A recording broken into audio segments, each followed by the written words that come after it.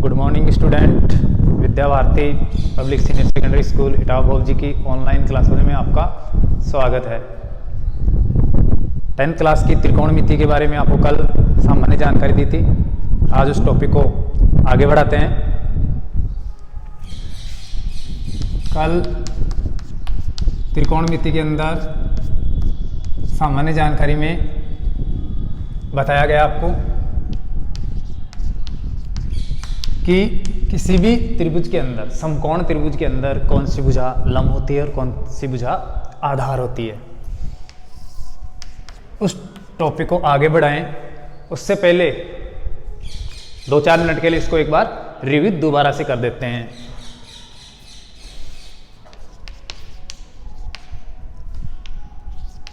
त्रिकोणमिति की सामान्य जानकारी।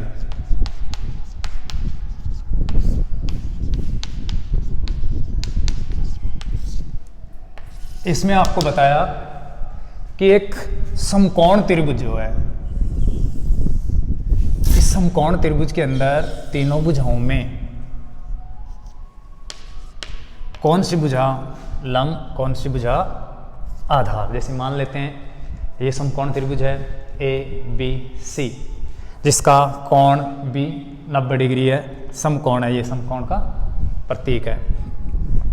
इसमें आपको कल बताया था कि समकोण के सामने वाली भुजा जिसे हम कर्ण कहते हैं, ये इन तीनों भुजाओं में सबसे बड़ी होती है।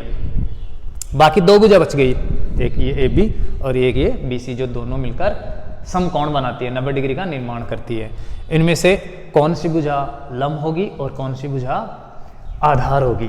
तो यहाँ पर कल आपको बताया कि जैसे मान लेते हैं ये C कोण है, हम इस C कोण की बात करें तो इस C कोण के ये सामने वाली जो भुजा है AB, इसे हम लंब मानेंगे। ये लंब रेखा है, अर्थात ये लंबवत है सामने, और शेष भुजाएं बच गई वो है आधार, ये आधार रेखा है।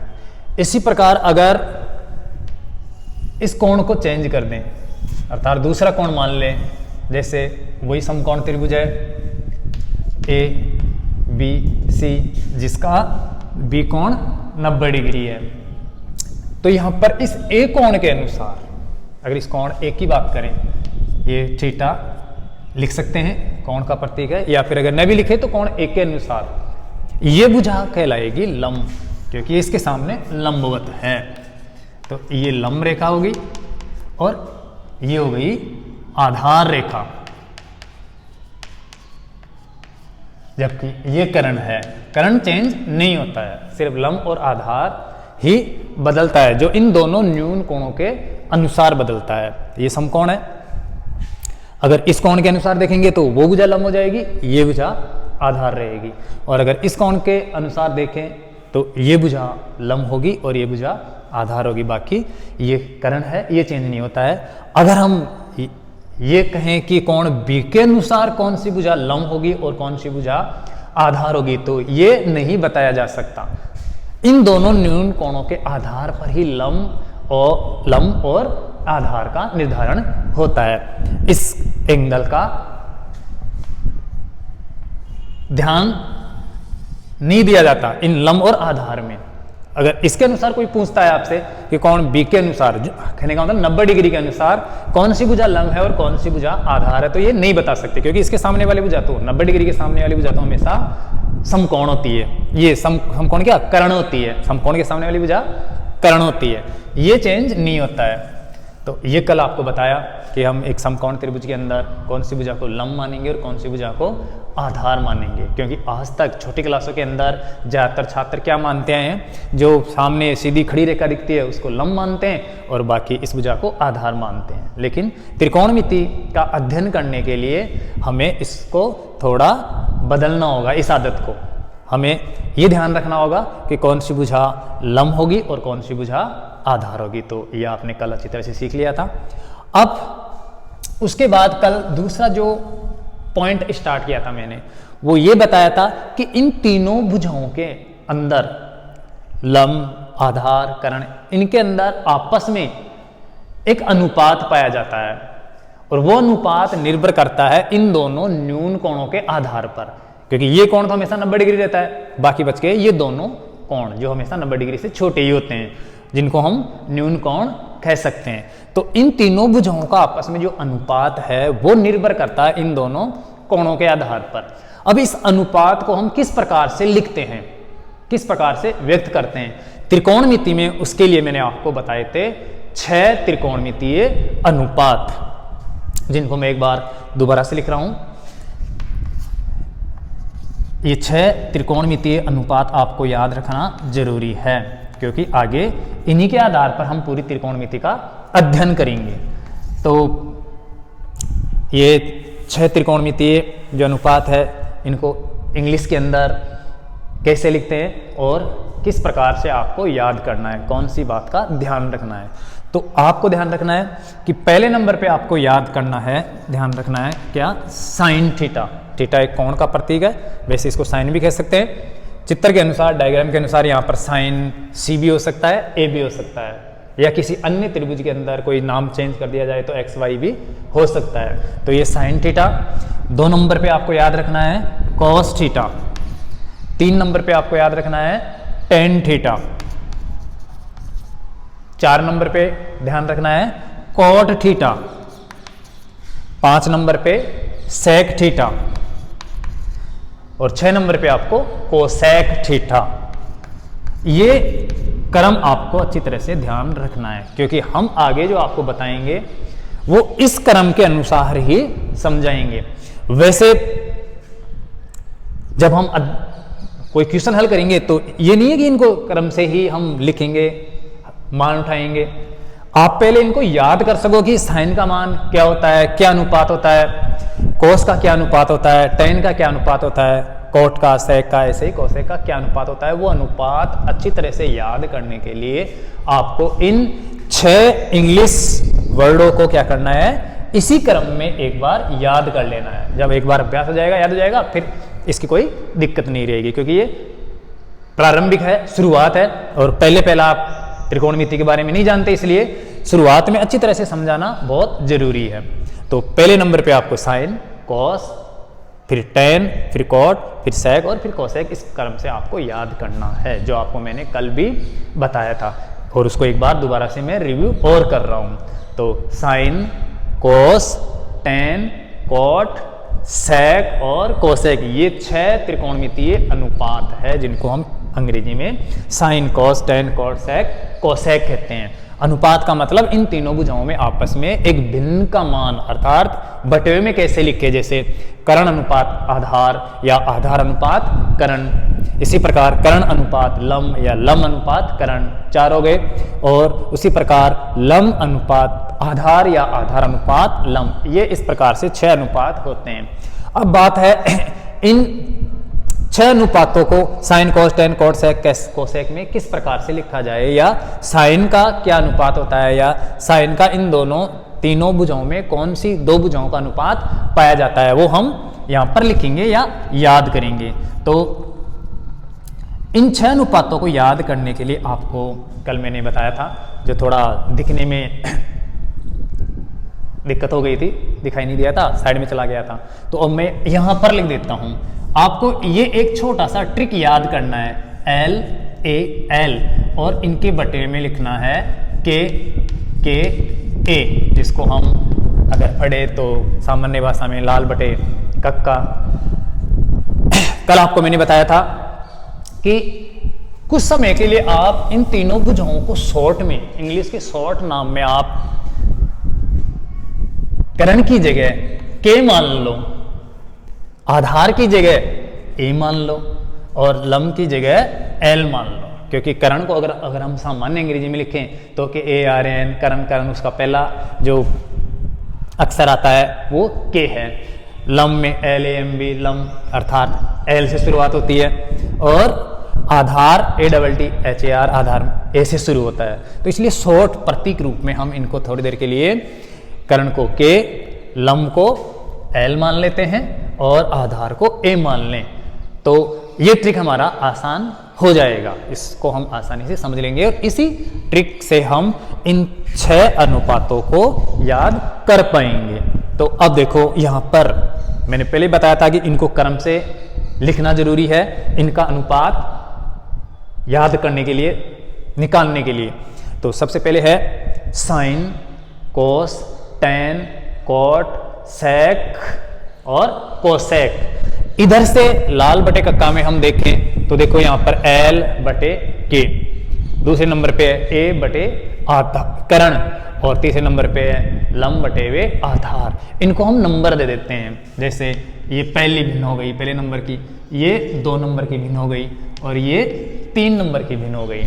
अब इधर से आपसे कोई पूछता है या आपको जरूरत है किसी प्रश्न को हल करने के लिए कि साइन थीटा की जगह हम क्या मान रखें, तो साइन थीटा का मान या अनुपात है लम बटे करण, क्योंकि इधर एक नंबर पे एल के नीचे के है, अर्थात एल का मतलब लम और के का मतलब करण, तो ये लम बटे करण हो गया, लम अनुपात करण। तो आप इसको आराम से यहाँ पर लिख सकते हो, बिल्कुल इजी है ये। तो साइन थीटा का मतलब है लंब बटे करण। देखो मैं यहाँ पर हिंदी में लिख रहा हूँ, एल बटे डायरेक्टली के नहीं लिख रहा हूँ, क्योंकि ये एक मनगढ़ंत ट्रिक है जो आपको इनका अनुपात याद कराता है। वैसे इसका गणित के अंदर कोई उपयोग नहीं है, हम सिर्फ इनका अनुपात याद करने के लिए इस ट्रिक को काम में लेते हैं। तो आप सिर्फ याद करने के लिए इस ट्रिक को काम में लेना, इनका इस्तेमाल यहाँ पर नहीं करना है त्रिकोणमिति में कहीं पर भी। कर्ण की जगह के या लम की जगह एल या आधार की जगह ए काम में नहीं लेना है, एक बार याद होने के बाद में इसको छोड़ देना है। तो पहले नंबर पे आपसे कोई पूछता है कि साइन थीटा का मान बताइए, तो आप साइन थीटा का मान उधर से देख सकते हो। एक नंबर पे है लम बटे करण, तो ये लम बटे करण हो गया। दूसरे नंबर पे आपको चाहिए कोस का मान, कोस का मान इधर दूसरे नंबर पे आता है ए बटे वे के, ए अर्थात आधार और के का मतलब करण। तो ये दूसरे नंबर जो इधर कोस है उसका अनुपात हो गया आधार अनुपात करण, आधार बटे वे करण। तो ये कोस बराबर हो गया आधार अनुपात करण, ये आप आराम से लिख सकते हो।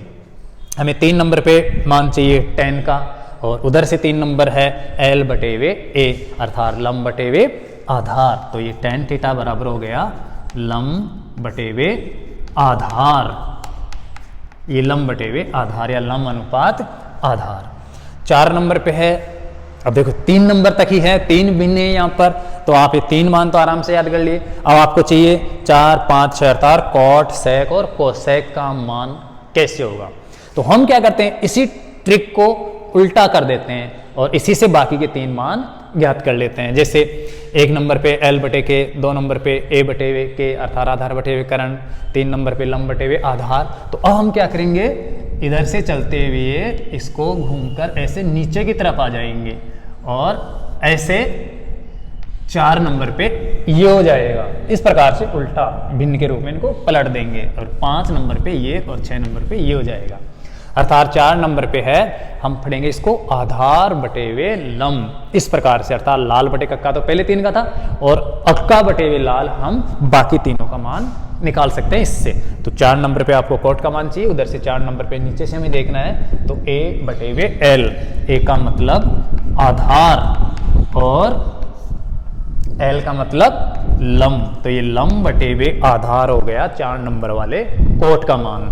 अब 5 नंबर पे है सेक और उधर से 5 नंबर पे देखें तो करण बटे वे आधार, इधर से नीचे से ऊपर वाला, तो करण अनुपात आधार। तो 5 नंबर पे सेक है, इसका मान हो गया करण बटे वे आधार,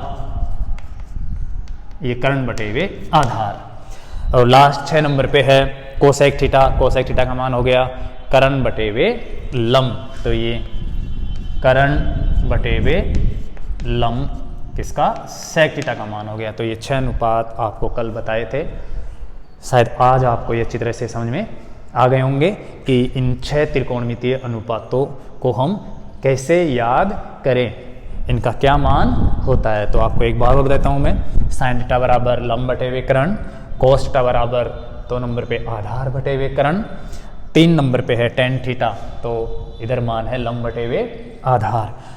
4 नंबर पे है कोट थीटा, 4 नंबर पे उधर से हम इसको पलट देंगे, या हम ऐसा भी कर सकते हैं इस tan वाले मान का व्युत्क्रम कर सकते हैं, अर्थात tan वाले मान को ही बदलकर अर्थात अंश का हर और हर का अंश बनाकर हम कोट में लिख सकते हैं, जो आगे भी काम में आएगा बहुत सारे प्रश्नों को हल करने में। सेक थीटा अर्थात 5 नंबर पे आता है कर्ण बटे वे आधार, तो ये सेक थीटा बराबर हो गया कर्ण बटे आधार, या फिर हम इस कोस के मान का व्युत्क्रम करके भी लिख सकते हैं, अर्थात कोस में आधार बटे कर्ण है तो सेक के अंदर कर्ण बटे आधार हो गया, अर्थात कर्ण ऊपर और आधार नीचे, तो इसी का व्युत्क्रम होता है सेक में। 6 नंबर पे है कोसेक, कोसेक का मान है कर्ण बटे वे लंब, नीचे से ये लास्ट वाला तो कर्ण बटे वे लंब, ये कर्ण बटे लंब, या इधर से देखें तो जो साइन वाला मान है उसी का व्युत्क्रम है कोसेक के अंदर, साइन में लंब बटे कर्ण था तो कोसेक में कर्ण बटे वे लंब हो गया, तो ये इस प्रकार से हम याद कर सकते हैं। और अगर ये आपके समझ में आ गया तो आप साइन की जगह 1 बटे कोसेक अर्थात कोसेक का व्युत्क्रम भी लिख सकते हो, दोनों बराबर है, क्योंकि साइन थीटा बराबर 1 बटे वे कोसेक थीटा, अर्थात साइन थीटा बराबर लंब बटे कर्ण तो कोसेक थीटा बराबर कर्ण बटे लंब, उसी का व्युत्क्रम। कोस थीटा बराबर आधार बटे कर्ण तो सेक थीटा बराबर उधर से दूसरे नंबर का तो नीचे से दूसरे नंबर का, व्युत्क्रम उसका उल्टा क्रम अर्थात अंश का हर और हर का अंश, तो 2 नंबर पे आधार बटे कर्ण है, जबकि नीचे से देखे हम दूसरे नंबर पे या ऐसे 5 नंबर पे तो वो हो गया कर्ण बटे वे आधार। और tan का मतलब है लंब बटे वे आधार, तो कोट का मान उसका व्युत्क्रम हो जाएगा आधार बटे वे लंब। तो इस प्रकार से ये 6 त्रिकोणमितीय अनुपात आप आसानी से आराम से याद कर सकते हो, जो बहुत ही नॉर्मल है। इसके लिए आपको पहले ये इंग्लिश के जो 6 वर्ड हैं इनको आपको क्रम से याद रखना है, साइन, कोस, टैन, कोट, सेक, कोसेक, तभी ये हमारा ट्रिक काम करेगा, नहीं तो इनका मान बदल जाएगा। एक बार याद होने के बाद में आप फिर कैसे भी लिख सकते हो, लेकिन पहले प्रारंभ में याद करने के लिए आप इस क्रम में ही इनको याद करके काम में लेना है। तो मान लेते हैं कि आपको ये 6 त्रिकोणमितीय अनुपात याद हो गया। अब मैं कल बात कर रहा था कि त्रिकोणमिति के अंदर क्या होता है, इन तीनों भुजाओं में से कोई सी भी एक भुजा का मान हमें दिया हुआ होता है, बाकी इन दोनों न्यूनों कोणों में से जो न्यून कोण है इनमें से किसी एक कोण का मान और दिया होता है, और उस भुजा और उस न्यून कोण के हिसाब से हम बाकी दोनों भुजाएं ज्ञात करते हैं। तो वो कैसे ज्ञात करें ये कल आपको हम बताने वाले थे। तो इसके लिए इन तीनों भुजाओं में से किसी एक भुजा का मान दिया हुआ और बाकी भुजाएं ज्ञात करें, तो उसके लिए आपको ये जो न्यून कोण है इन न्यून कोणों का कितना मान हो और उस मान के अनुसार इनका क्या अनुपात हो ये याद करना जरूरी है। और 9th और 10th क्लास के कोर्स में ये जो न्यून कोण है ये सिर्फ 5 न्यून कोण ही है जो निर्धारित कर रखे हैं कोर्स के अंदर, जो 0 डिग्री, 30 डिग्री, 45 डिग्री, 60 डिग्री और 90 डिग्री। अर्थात कहने का मतलब आपके कोर्स में 0, 30, 45, 60 और 90 डिग्री के मान ही दिए हुए होते हैं, और उन्हीं के हिसाब से हमें इन भुजाओं का माप निकालना होता है। तो ये आपके लिए निश्चित है। तो हम क्या करेंगे, इन 5 डिग्री मानों के हिसाब से इन तीनों भुजाओं का आपस में क्या अनुपात होता है वो हम ज्ञात करेंगे।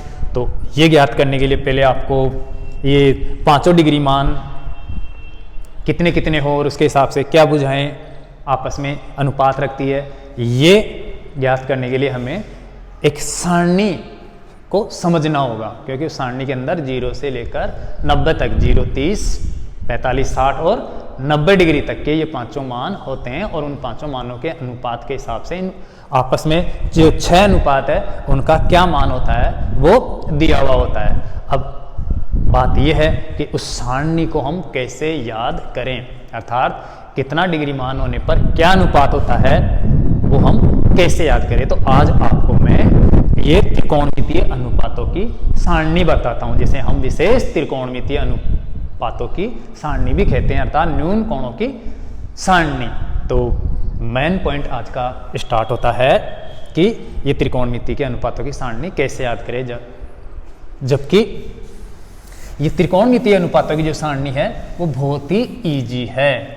तो शुरुआत करते हैं इस सारणी की, जो आप अगर ध्यान दोगे तो बहुत ही सरल सिंपल तरीके से आपके समझ में आ जाएगी।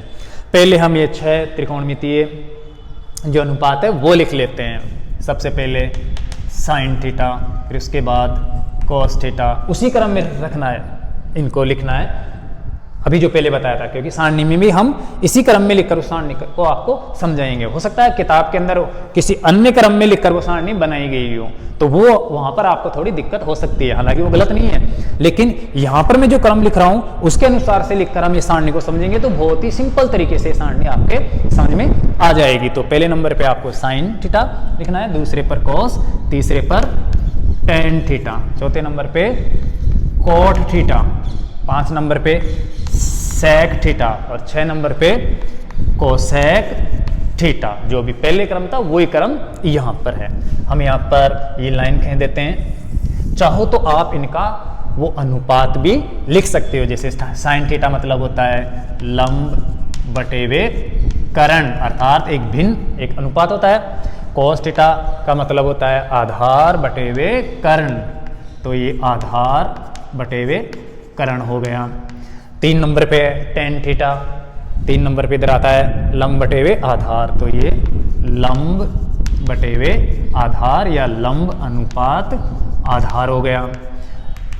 4 नंबर पे कोट थीटा, 4 नंबर पे हम इधर से लिखेंगे आधार बटे वे लंब, तो ये आधार बटे वे लंब, या इसी को हम वैध क्रम कर देंगे, क्रम से ऊपर से ऐसे नीचे लिखते जाएंगे, तो ये आधार बटे वे लंब हो गया।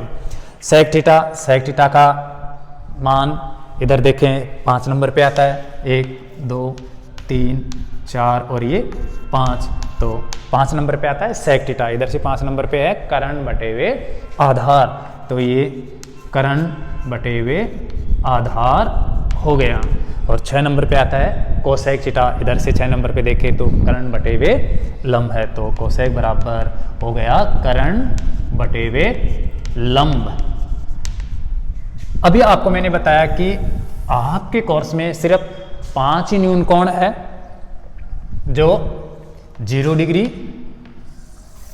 उसके बाद ध्यान रखना है 30 डिग्री, कुछ छात्र 15 डिग्री लिख देते हैं, तो ये नहीं है, ऐसा नहीं करना आपको। 0 डिग्री, 30 डिग्री, 0 30, तीसरा कोण है 45 डिग्री, तो ये 45 डिग्री, और 4 नंबर पे 60 डिग्री, तो ये 60 डिग्री हो गया, और 6 नंबर पे 90 डिग्री। तो ये 5 त्रिकोणमितीय डिग्री मान हो गए। इस प्रकार से इस सारणी को हम टेबल के रूप में बना लेते हैं, इधर से ये रेखा खींच देते हैं, और इधर भी इनको इस प्रकार से रो और कॉलम में बांट देते हैं, जिससे कि इनके मान अलग अलग बट जाएं, अलग अलग दिखे हमें। तो ये टेबल बना देता हूं मैं।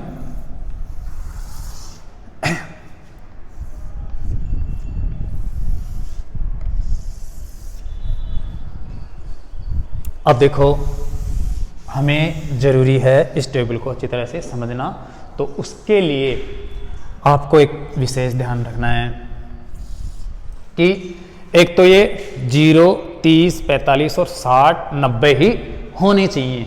यहाँ पर आप 45 के बाद में 75 डिग्री या 50 डिग्री ये लिख देते हो तो ये सारणी गलत हो जाएगी, क्योंकि आपके कोर्स में सिर्फ 0, 30, 45, 60 और 90 डिग्री तक के मान ही हैं। इन्हीं मानों के आधार पर क्वेश्चन आते हैं, इनसे संबंधित क्वेश्चन ही होंगे। तो आपको ये चिंता नहीं करनी है कि अगर 15 डिग्री आ गया या फिर 50 डिग्री आ गया या 75 डिग्री आ गया तो हम कैसे मान निकालें।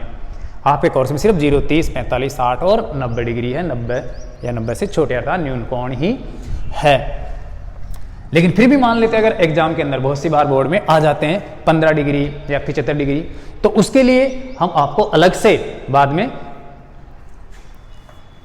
कैसे उनको हल करना है वो तरीके बता देंगे। अगर ऐसा होता है इनके अलावा कोई मान आता है तो क्वेश्चन और भी इजी होता है और भी सरल होता है, तो हम उसको बाद में करेंगे। फिलहाल हमारा यहाँ पर उद्देश्य है कि त्रिकोणमितीय अनुपातों की सारणी को अच्छी तरह से समझना, इसको पूरी तरह से भरना, क्योंकि आगे जो क्वेश्चन आएंगे उनको हल करने के लिए हमें मान इसी सारणी में से उठाकर रखना है और उस क्वेश्चन को हल करना है। तो शुरू करते हैं। साइन का क्या मान होता है? साइन का 0 डिग्री का मान कितना होता है? साइन 30 डिग्री का मान कितना होता है? साइन 45 डिग्री का मान कहाँ होता है? और साइन 60 डिग्री का मान क्या होता है, कहाँ रखना है? 90 डिग्री का मान क्या होता है? ये पांचों मान जो है पहले हमें साइन के याद करना जरूरी है। तो इस साइन के पांचों मानों को अगर आप याद कर लेते हो तो ये पूरी सारणी आप आराम से आसानी से बिना परेशान हुए भर सकते हो, उसमें आपको कोई दिक्कत नहीं आएगी। तो इसका मतलब सबसे बड़ी प्रॉब्लम तो यही हुई कि इन पांचों मानों को याद किया जाए। वो कैसे याद किया जाए? क्योंकि बाकी मान, बाकी सारणी पूरी आप आराम से इन्हीं के आधार पर भर लोगे। तो हमारा यहाँ पर मेन लक्ष्य यही हुआ कि साइन 0 का, साइन 30 का, साइन 45 का, साइन 60 का, साइन 90 का मान कैसे याद किया जाए या कैसे निकाला जाए, तो वो आपको मैं बता देता हूँ। पहले मैं इन पांचों मानों को लिख देता हूँ। जैसे साइन 0 बराबर होता है 0, साइन 0 डिग्री बराबर मान होता है 0। साइन 30 डिग्री का मान होता है 1/2। साइन 30 डिग्री का मान होता है 1/2। बाद में मैं ये भी बता दूंगा कि इनका मान भी हम कैसे निकाले, अभी बता रहा हूं। साइन 45 डिग्री का मान होता है 1/√2। साइन 60 डिग्री का मान होता है √3/2। और साइन 90 डिग्री का मान होता है 1 या 1/1।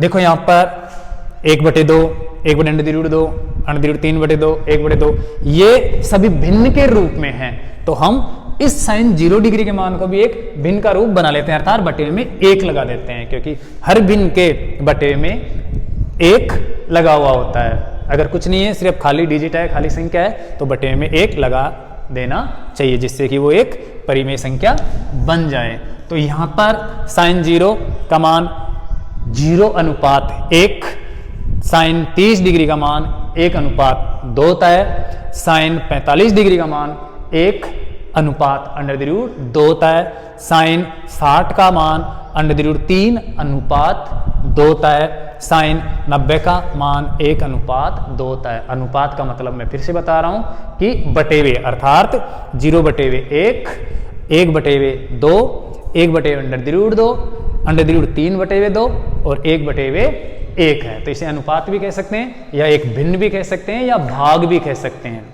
तो मान लेते हैं आपने ये पांचों मान जो साइन के हैं 0, 30, 45, 60 और 90 ये निकाल लिए या याद कर लिए। तो फिर हम कॉस, टैन, कॉट, सेक और कोसेक के मान कैसे तैयार करें?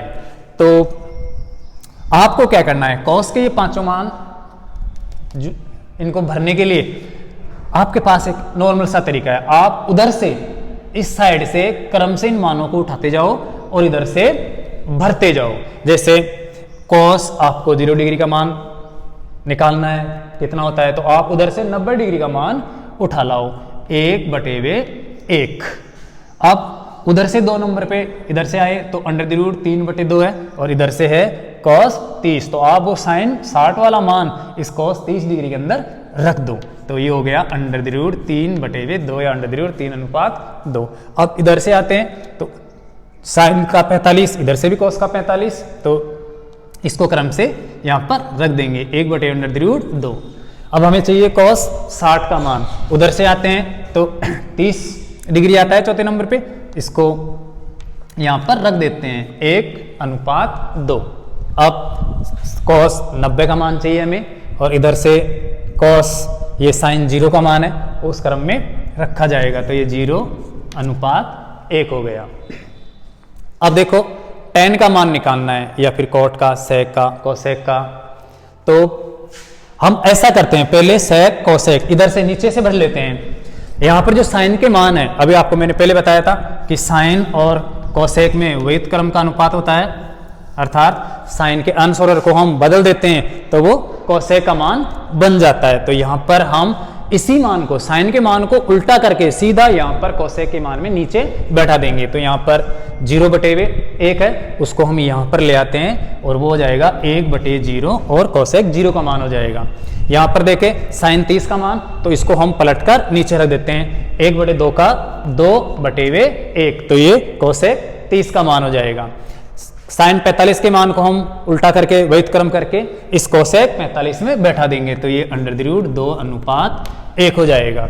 और साइन 60 के मान को बदलकर अंश का हर और हर का अंश बनाकर हम cosec 60 में लिख देंगे, तो ये हो जाएगा 2/3। और साइन 90 को हम बदलेंगे cosec 90 में, बिल्कुल सेम टू सेम है, 1/1 का 1/1 हो जाएगा। तो इस प्रकार से हम cosec के मानों को भर सकते हैं। अब देखो tan का मान से पहले हम ये जो cos का मान है उसको बदलकर विपरीत क्रम करके cosec में रख देते हैं। जैसे cos, अभी आपको पहले बताया था मैंने कि cos और sec में विपरीत क्रम का अनुपात होता है, तो इनको बदल देते हैं। cos का 0 का मान है 1/1 और उसी को हम पलटकर sec में रखेंगे तो वो 1/1 ही रहेगा। ऐसे कैसे, sec 30 डिग्री का मान है √3/2, तो उसको पलटकर हम cos 30 का मान है, सॉरी √3/2, उसको पलटकर हम sec 30 में रख देते हैं, तो ये हो जाएगा 2/3।